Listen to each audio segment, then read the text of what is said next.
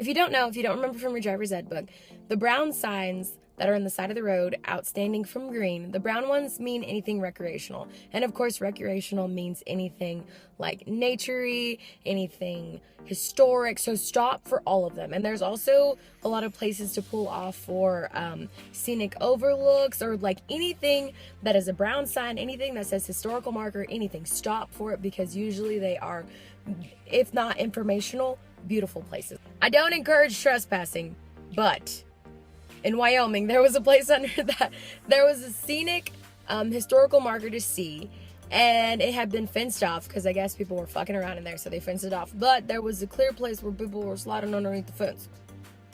No one's around. I want to know why people are sliding under the fence. Maybe someone's hurt down there. I totally needed to go make sure that they were fine and didn't fall, you know.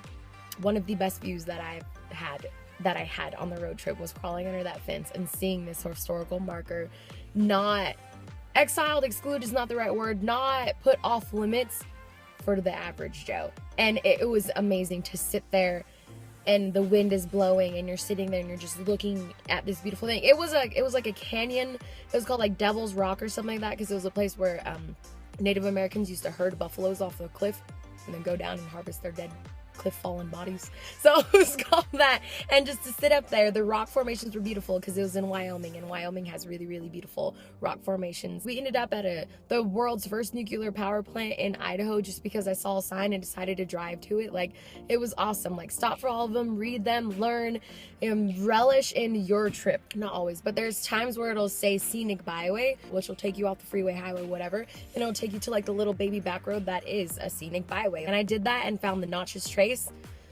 The Notches Trace runs from the bottom of Mississippi up in the corner of Alabama all the way up to Tennessee. Beautiful. One of the best byways I've ever seen. It's gorgeous. I mentioned previously that I miss hot springs.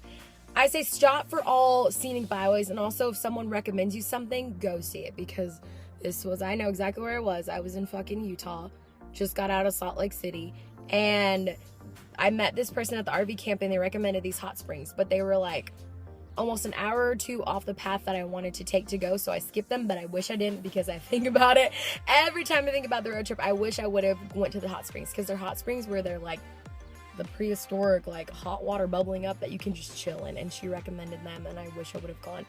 Any recommendation, go, because I went for the recommendation of the Ozark National Forest and it was amazing. It was one of my favorite places. Go and take all the suggestions and go off the beaten path as much as you can.